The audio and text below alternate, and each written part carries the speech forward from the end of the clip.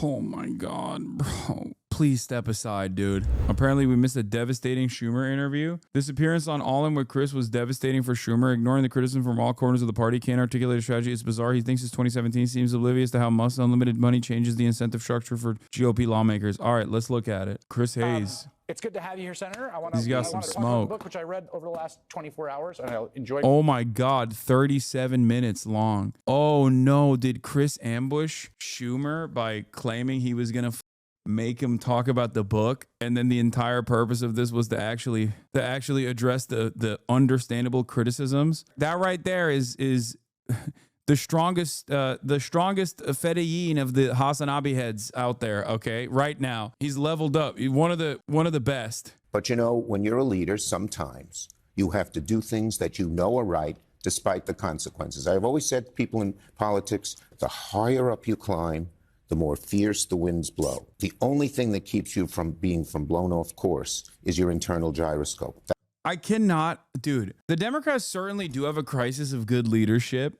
They had Joe Biden, who was a carcass. They had Kamala Harris, who was a charisma suck. And that is a problem, especially if you're going against a very charismatic person like Donald Trump, a very telegenic person like Donald Trump. And it's doubly, triply, quadruply a problem when you don't have any policies. Like Bernie isn't the most charismatic person of all time, but he has policies that he earnestly defends and is consistent on, right? So you can identify exactly what Bernie Sanders is about. You can have disagreements with him on it, but at least you can know exactly what the he wants. He says it all the time. So these guys are devoid of policies that you can associate them with, which means that they're very malleable, which means that you can just basically say, therefore this, if you're a Republican, and everyone will believe it because they're like, well, I haven't heard them say anything else. Like if they were all collectively in favor of Medicare for all, for example, and actively were trying to change that at the legislative level, then at least people could be like, well, yeah, they like the gay stuff, but they also want healthcare. I don't know. That seems like a good idea, right? But they don't do that. So now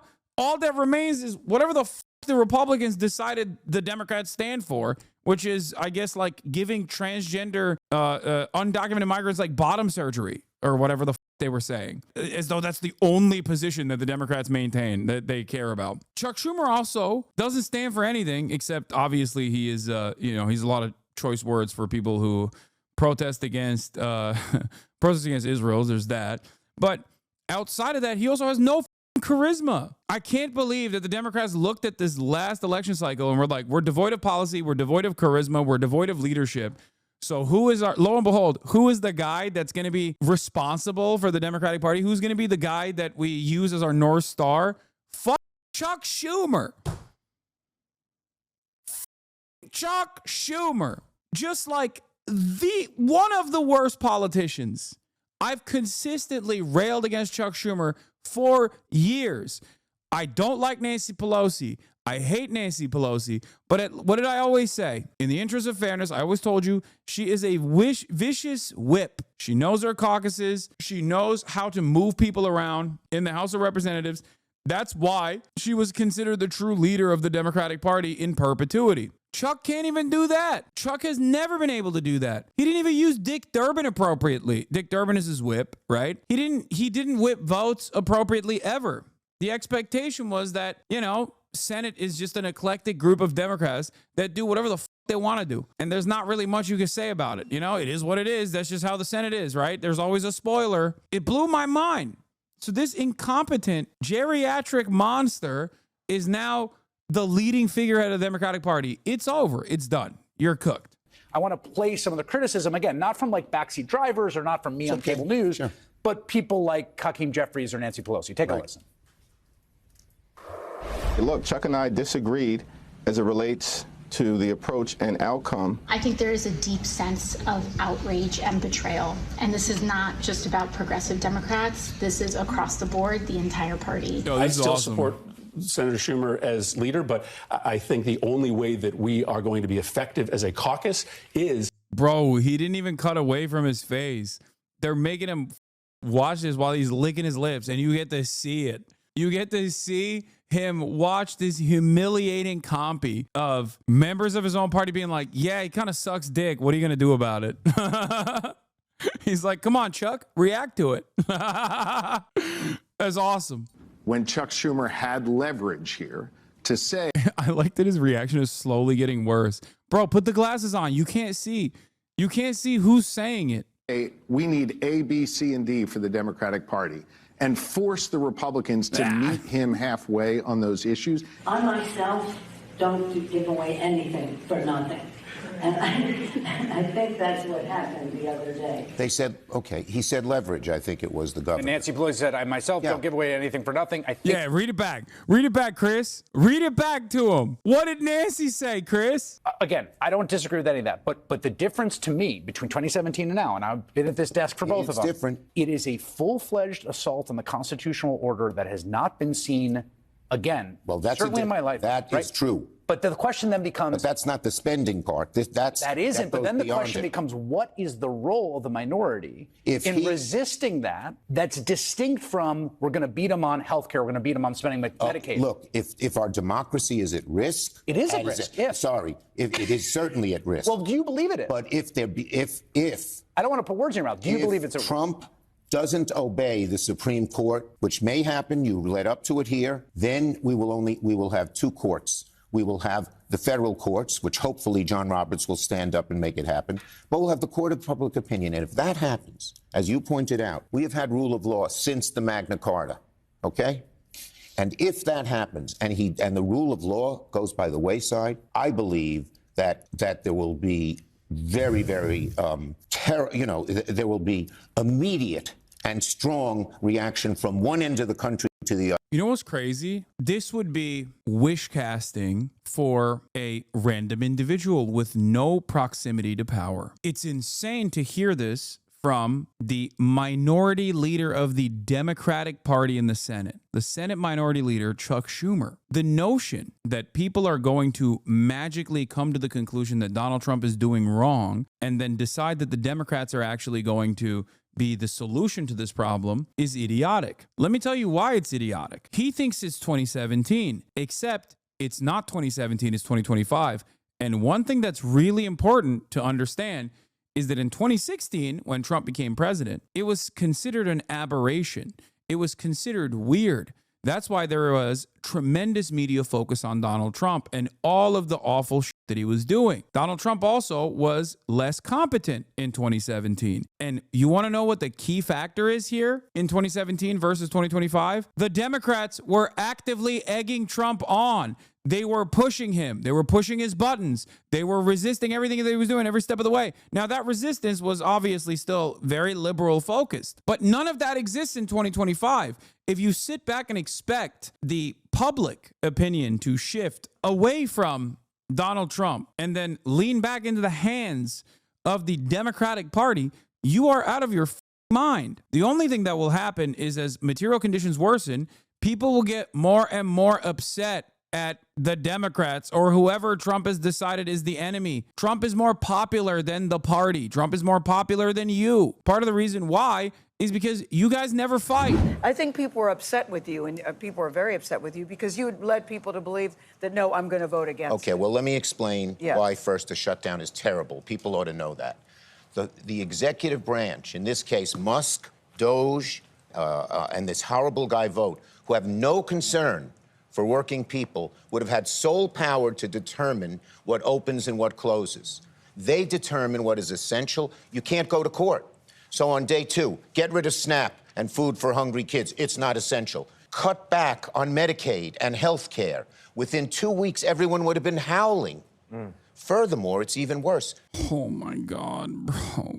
Bro, you are, oh God, please step aside, dude. Yeah, people would be howling. You know at who? The Trump admin for refusing to concede. It's crazy because like his own audience, his own base of support don't want this. His own base of support is saying like, fight back as the Trump administration. Meanwhile, you just gave them the legal jurisdiction to be able to do all of those things down the line. And they immediately cut key expenditures from like mental health treatment and shit. What are you talking about? That was in the bill that you allowed to pass through. A day after Trump said he would negotiate and talk to the Democrats about this deal, Chuck Schumer conceded without any assurances. It's so crazy that he's still actively trying to make it seem like this was the right decision, this was a smart decision, this was the best decision possible. I know better. I know better. They have some dirt on Schumer then? No, they don't. They don't have dirt on Schumer. The only reason why Schumer did this and Kirsten Gillibrand did this is because they're close to Wall Street. It's that simple. They're close to Wall Street, and Wall Street was like, don't fuck up the bag. The market is already incredibly volatile with the tariffs. If you actually put up a fight against the shutdown, then the market is going to dive. It's going to nosedive even further. You have to protect it. That's it. And he did it against the wishes of his constituents. He did it against the preservation of future expenditures for incredibly important programs that people rely on. That is the only reason why he did this. It has no off-ramp. Guess who determines when we leave the shutdown? The Republicans. And let's not forget how bad they are. This guy, Vogt, probably the most evil man. He's the guy who came up with that Project 2025. Yes. Yeah. He has a whole playbook of what to shut down. So they had said, one of the Republican senators who knows said to us, you'll be in the shutdown for 6 to 9 months till we totally destroy the federal government. So the shutdown was a much worse alternative. But I assure you, I assure the public, a shutdown would have been the greatest disaster we have to put the government in the sole hands of the evil, nasty, nihilistic people like Musk and Vogt and Trump. Would have been the greatest. We would have had half the federal government we have now. So I thought I did the thing a leader should do. Even when people don't see the danger around the curve, my job was to alert people to it, and I knew I'd get some bullets. Senator, the leader in question, that is... He's like, yeah, I fell on my sword bravely. It's not. You flopped. You showed your belly like a coward. There is no honorable way out of this. I don't know why he thinks he's charismatic enough to be able to play this song and dance to make it seem as though he did the right thing, by the way. I don't know who the he's convincing here. Democrats' approval rating is in the dumpster. 29%, dude. 29% approval is crazy. They have a net negative 38% disapproval right now. They are unimaginably unpopular. Lowest ever. And this fucking dipshit thinks like, nah, this is, you don't understand. I actually did something. I actually did something good. You guys are just too stupid to understand it. And it's funny because that lack of interest in trying to understand where the public is coming from is precisely why the Democrats keep losing. Can you counter his argument as if the government shutdown would accelerate towards more federal cuts? Yes, because government shutdowns are unpopular. When you furlough employees, you immediately accelerate the process. And when you accelerate that process, there is a messaging battle that the Democrats can engage in where they can actively communicate to the population, this is what the Trump administration is doing. That means all of the harm and all the responsibility will be attributed to the Trump administration. And they can't attain that level of unpopularity for too long. People are going to start freaking the fuck out. People are going to start panicking. The market is going to start collapsing. In that process, it is infinitely better for the Democrats to have put up a fight and communicated the real villains here, especially because if you pass this continued resolution, you already give them the legal power to start closing the money faucet on certain expenditures that the government has power over that Congress is giving to the presidency.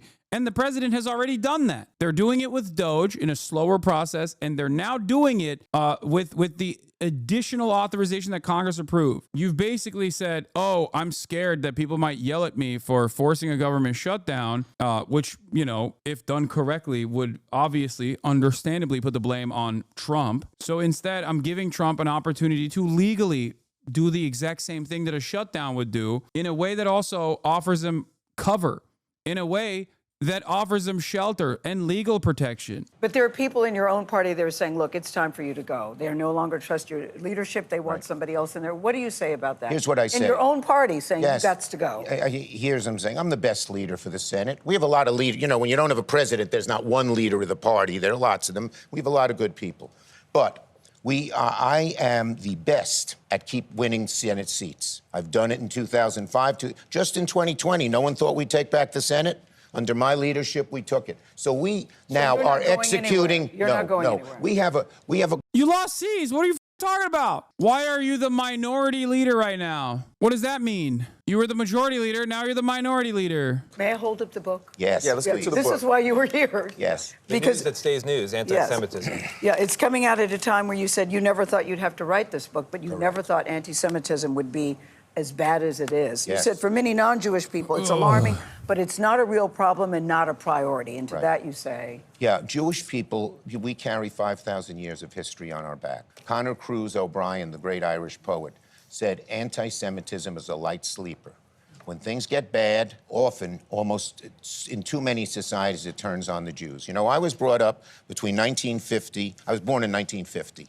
For the first 50 years, the Jewish people, we call it the Golden Medina. Jews did great in America. Like everybody else, we were advancing up the ladder.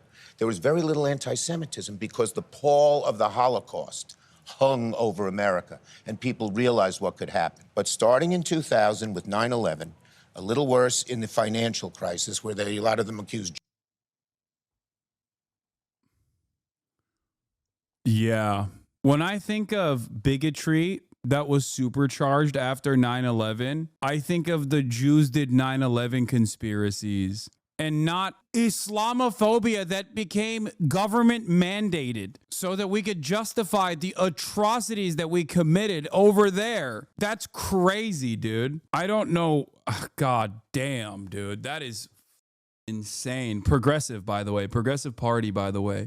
You should be embarrassed. It's crazy. Yeah, who could forget the first hate crime post 9/11, which was, of course, a Jewish man. Oh, wait, it wasn't. It wasn't even a Muslim man, actually.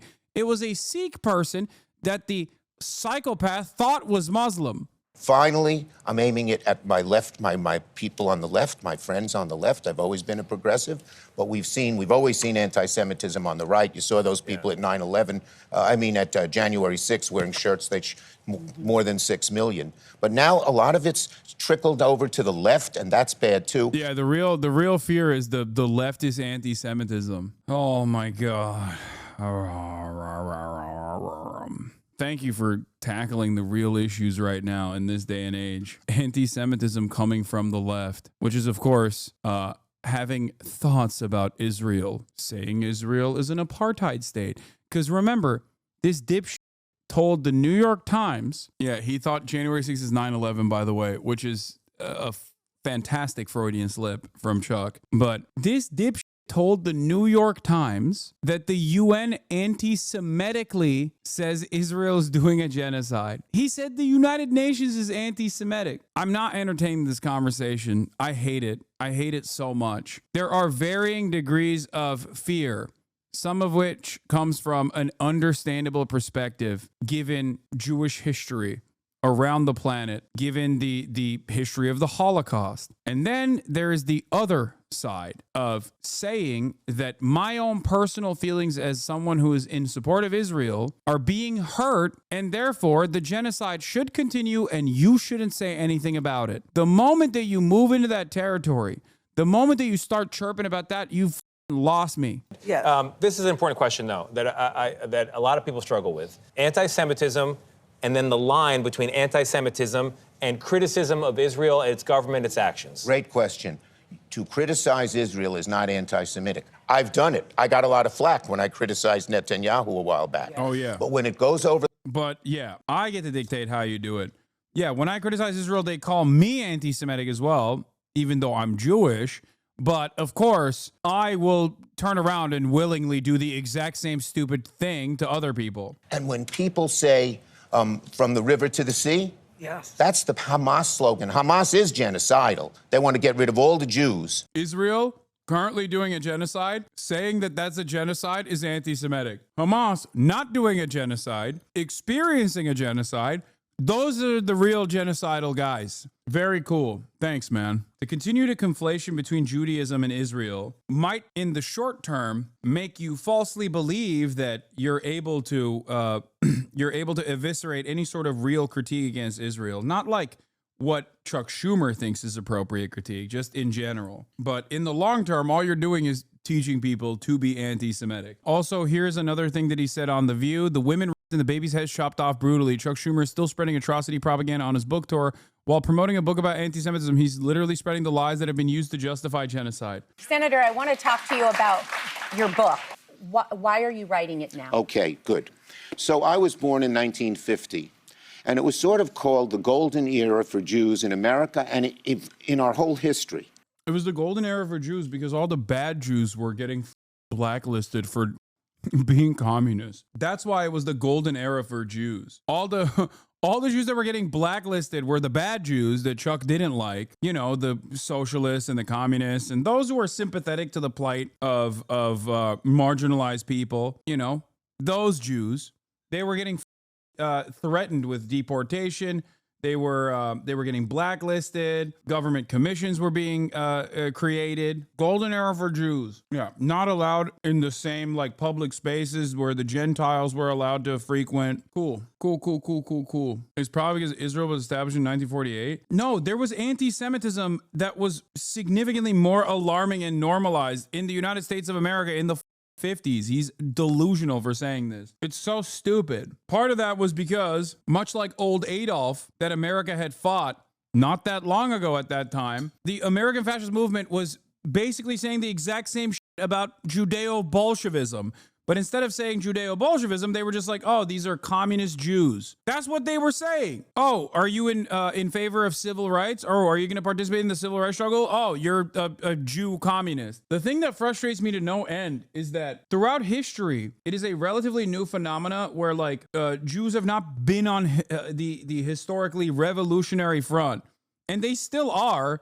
But I'm saying like in overwhelming numbers. This is why Zionism is such a blight, is the real mind virus. It is unimaginable to tell Jews in like the 50s and 60s that one day, universally, American Jews are going to run around and say the same fascist shit that killed their immediate relatives. Like they would be like, what the are you saying? As a matter of fact, some American Jews did see that. Some German Jews did see that. And they were very frustrated about it. Albert Einstein, he was one of the people that called this out fairly early, condemning Zionism. Now he'd be called a token Jew or woke.